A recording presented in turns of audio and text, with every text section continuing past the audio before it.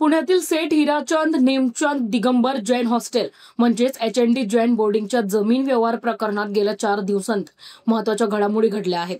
या प्रकरणात बांधकाम व्यावसायिक गोखले कन्स्ट्रक्शन्स यांनी व्यवहारातून अधिकृतपणे माघार घेतली आहे। गोखले कन्स्ट्रक्शन्सचे संचालक विशाल गोखले यांनी ईमेलद्वारे कळवले आहे की जैन समुदायाच्या भावना दुखावू नयेत म्हणून त्यांनी हा निर्णय घेतला आहे। या निर्णयानंतर वादग्रस्त व्यवहारावर तात्पुरता विराम लागला असला तरी समुदायाकडून औपचारिक रद्दकी आदेशाची मागणी कायम आहे। दरम्यान मुंबई चॅरिटी कमिशनर अमोघ कालोटी यांनी दिलेला स्टेटस कोटेशन आदेश अद्याप लागू आहे। म्हणजेच या जागेवर कोणताही विक्री व्यवहार, बांधकाम किंवा हस्तांतरण करता येणार नाही। अधिकाऱ्यांनी परिसरातील मंदिर आणि बोर्डिंग हाऊसची अधिकृत पाहणी सुरू ठेवली आहे आणि चौकशीचा वेग वाढवण्यात आला आहे। या प्रकरणावर जैन समाजाची भूमिका ठाम आहे। समुदाय, विद्यार्थी आणि माजी विद्यार्थ्यांकडून असा आरोप करण्यात आला आहे की ट्रस्टने व्यावसायिक विक्रीचा प्रयत्न करून दान, धर्म आणि शैक्षणिक उद्दिष्टांना धोका दिला आहे। आचार्य गुप्तीनंदी महाराज यांनी स्पष्ट इशारा दिला आहे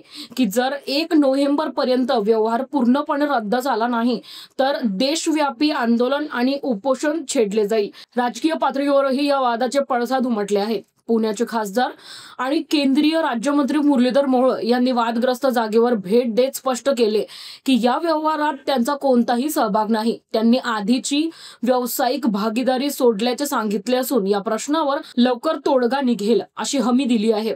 उपमुख्यमंत्री स्तरावरही चर्चा झाल्याची माहिती समोर आली आहे। राज्य सरकारकडून या वादावर तोडगा निघेल असे संकेत देण्यात आले आहेत।